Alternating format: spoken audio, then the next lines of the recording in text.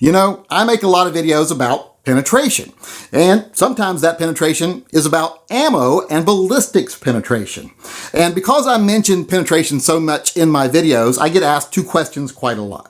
One is, really dude, just how small is your penis? Are we talking like baby size? And just what do you think you're going to need your ammo to penetrate? What do you think is going to happen to you that you need ammo that can go through car doors, car windshields, steel doors, trash cans, etc.? Because I've said lots of times that I like my ammo to be able to go through plate glass, like in a storefront, or a car windshield, or a car door, or even a wooden door, or a steel door on a business. And people are like, why would you need that? Why would you ever need that?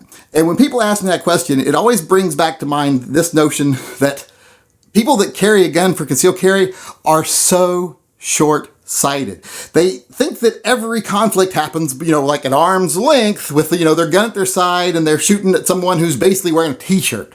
Because they're always saying things like, oh, you would never shoot anyone over 10 yards away, and oh, you would never shoot anyone in the back. And I'm like, really, are you that short-sighted? If you were in the park and someone opened fire on some kids in a playground with an AK and you were 20 yards from them, would you go, well, I got to wait for them to get within 10 yards of me before I'll fight back? And if they were facing away from you, would you go like, well, I can't shoot them in the back? No, of course you wouldn't. You'd shoot at distance and you would shoot them in the back. And it's the same thing with hard barriers. Like when I say I would like to be able to shoot through the plate glass of a storefront, people are like, when would you ever need to do that? Well, mall shootings. We've had mall shootings here in Oregon. We lost a friend in a mall shooting here in Oregon out in Clackamas. And actually, in that shooting, an off-duty fire captain was there, and he said by the time he knew what was going on, the guy was already fleeing, but he went past the store he was in, and he said if I would have had to shoot at him, it would have been through the glass. But he said he didn't because the guy was already running. Well, if that guy had been standing there shooting, I would have wanted my gun to be able to get through the glass and get to him, because my big goal, my number one rule, and this is kind of a rule in life in general, is it's better to penetrate than be penetrated. And you can take that however you like it.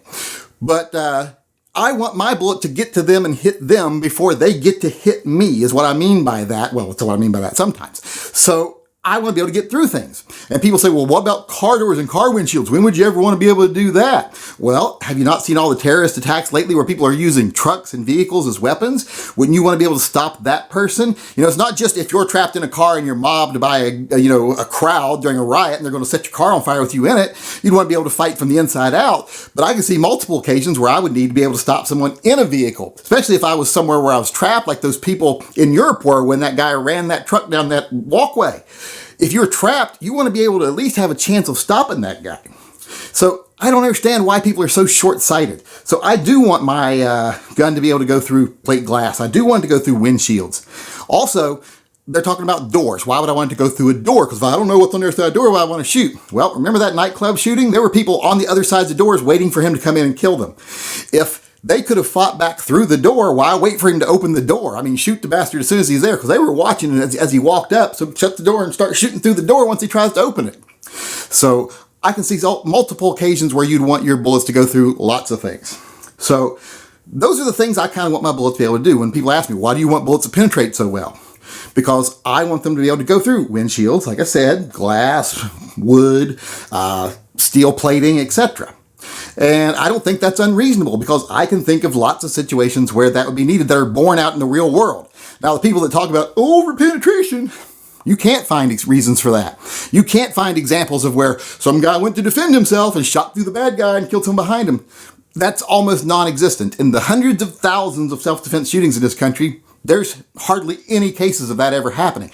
And when it does happen, it's usually a flesh wound that just like grazes through their arm, does an in and out on the flat fatty part of their arm here, and then hits someone behind them. It's very seldom a center of mass shot go through anyone. In fact, I've never seen a center of mass shot go through anyone and kill anybody behind them in a self-defense shooting, whereas I have seen need for all those other things I talked about penetration-wise.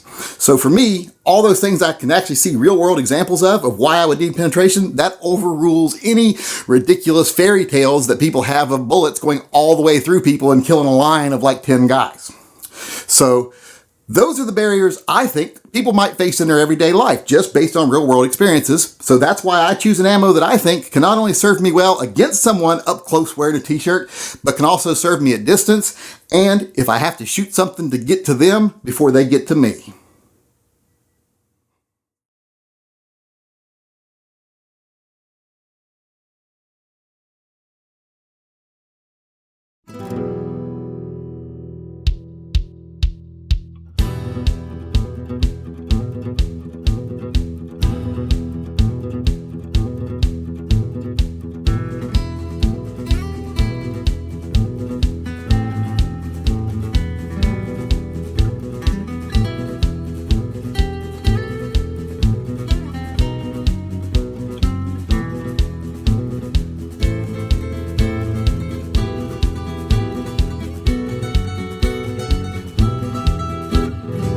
You ain't even my real dad.